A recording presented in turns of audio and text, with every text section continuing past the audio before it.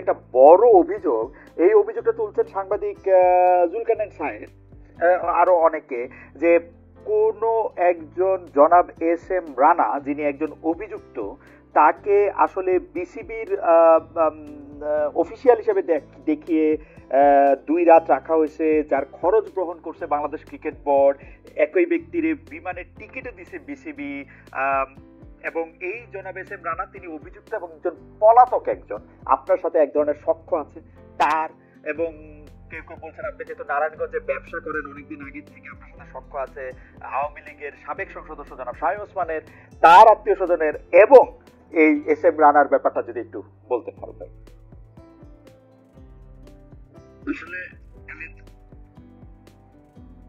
S M রানার ব্যাপারটা বলতে হবে এভাবে, আপনি একটু উল্লেখ করেছেন নারায়ণগঞ্জের।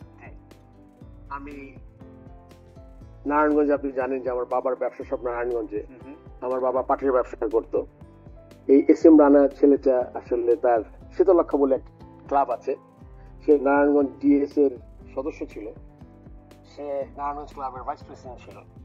আমার বাবা যেহেতু পাটের ব্যবসা করতেন, আমাদের শীতলক্ষাতে বেশ কিছু জমি ছিল, যখন গোডাউন ছিল পাটের, শীতলক্ষা থেকে এই রানা শীতলক্ষা পরিচয় হয়ে সে আমার জমিটা বেচা কেনাতে হেল্প করেছে তখন।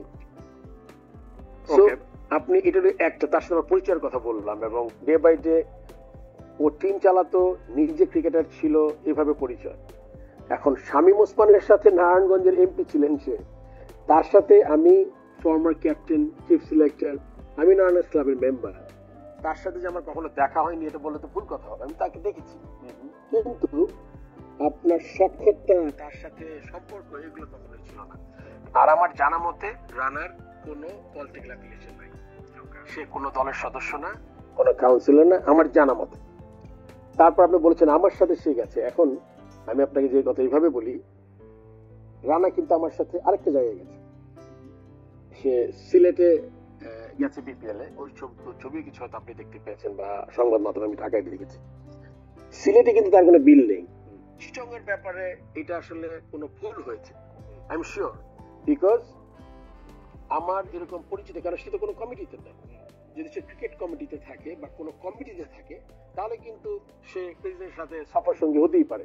যেমন আমি টেস্ট খেলতে দেখতে যাব, আমার লজিস্টিক্স, আমার এক্সিকিউটিভ, আমার ডিরেক্টরদের যেতে পারবে, সেরকম যেতে পারে, কিন্তু সে কিন্তু কমিটি না। সে আমার সাথে গেছে খেলা দেখতে, এন্ড ওই 2 রাত এন্ড প্লেনের ভাড়া এটা আমার কাছে চেক করতে হবে, বাট যদি এটা হয়েও থাকে ইট ওয়াজ জাস্ট এ মিস্টেক। কেননা তাহলে হতো কি, এর মধ্যে তো আপনাকে বললাম অনেকগুলো খেলা হয়েছে, বিপিএল এর খেলা 3-4টা ভেন্যুতে হয়েছে, 3টা ভেন্যুতে হয়েছে।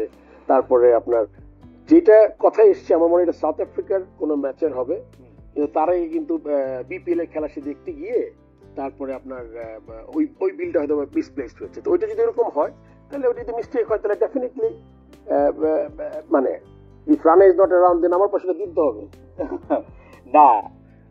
ইন্টারেস্টিং ব্যাপার হচ্ছে যে আপনি মানে আপনার সাথে সংশ্লিষ্টতা জনাব রানার সাথে বলে এরকম করা হচ্ছে যে আপনি আসলে তাকে দেশ থেকে চলে যেতে বা অন্যভাবে সাহায্য করতেছেন বা অন্যভাবে কি স্টেপ কিছু নিতেছেন, এই টাকা বা 2 রাত 1 রাত থাকাটাই আসলে মুখ্য ব্যাপার না। তাকে আপনি মানে উনি আইনের চোখে ধুলা দিচ্ছেন, অভিযোগটা হচ্ছে আপনি তাতে সাহায্য করছেন বড় একটা চেয়ারে বসে।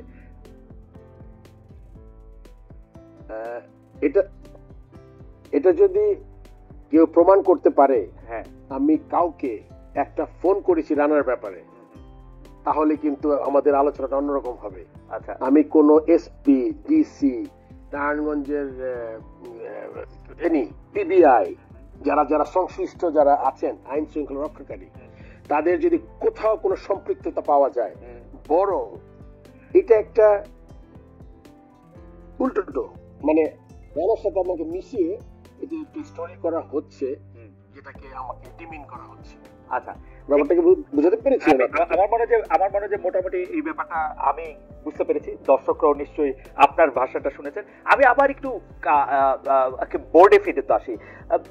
কেউ কেউ একটা কথা বলতেছেন, নামটা আমি না বললাম, কিন্তু কথাটা হচ্ছে অনেকটা এরকম, আগে যেমন বোর্ড মানে ছিল হচ্ছে আবাহনীর একটু দাপট, চোখ রাঙানো, এখন দাপটটা হয়ে গেছে মোহামেডানের, এবং এই চোখ রাঙানোটা নানা জায়গায় মানে এটা সংক্রামিত হচ্ছে। আপনি আসলে এই ব্যাপারটা নিয়ে অনেক কিছু করতে পারতেছেন না, মানে আসলেই কি এখন আগে যেমন বোর্ড বলতে আবাহনী, আমি খুলেই বলি বোর্ড বলতে আবাহনী, বোর্ড বলতেই বেক্সিমকো, বোর্ড বলতে পাপন ভাই, বোর্ড যদিও উনি প্রেসিডেন্ট ছিলেন, বোর্ড বলতেই সালমান এফ রহমান, এরকম ছিল। এখন কি এইটা আবার উল্টায় গিয়ে এটা আবার মোহামেডানের কাছে চলে গেছে অন্যায় ভাবে? আপনি এটাকে কেমন ভাবে দেখেন?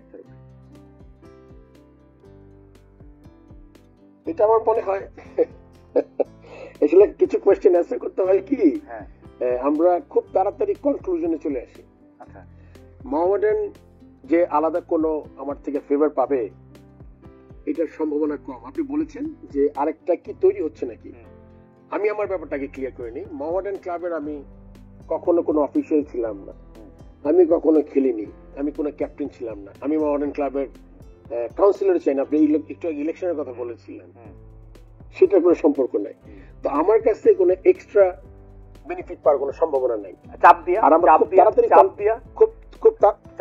তাড়াতাড়ি কনক্লুশনে বুঝতে পারছি আপনার কথা, তাড়াতাড়ি আমরা কনক্লুশনে এসে যাই। এখন না এই বিষয়ে অনেকগুলো কথা আছে, আমি বলছি আস্তে আস্তে। আপনার বুঝতে হবে বাংলাদেশ ক্রিকেটের হিস্ট্রিতে কোন ধরনের চাপে কোন প্লেয়ার, কোন tournament, right from premier league to third division, একটা খেলা একদিনের জন্য পিছায় নাই।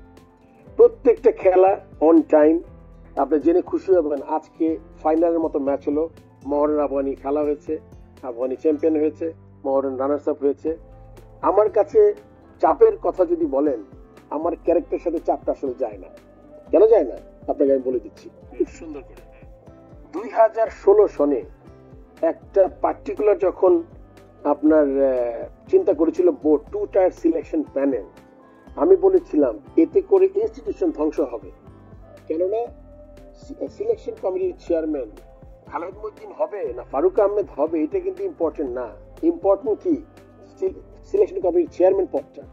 আপনারা যখন 2 টায়ার করবেন তখন সিলেকশন কমিটিটা হয়ে যাবে, হলো অ্যাকাউন্টেবিলিটি কমে যাবে। আপনি যখন টিম খারাপ খেলবে তখন আপনি খুঁজে পাবেন না কে দায়ী।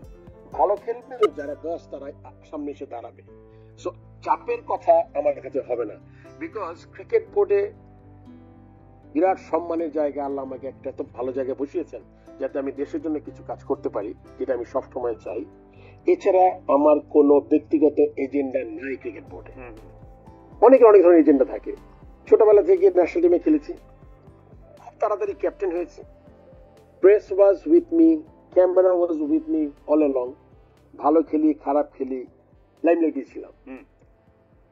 সৎ হিসাবে মানুষ জানে খুব ভালো করে যে আমি মানুষ হিসাবে কেমন। এটা আসলে শত্রুরা কিছু 2-1 ছাড়া, আপনি জানেন যে যাদের কোনো এজেন্ডা আছে তারা ছাড়া, কিন্তু এটা তারা জানে যে আমি আমার অনেস্টিটা কেমন।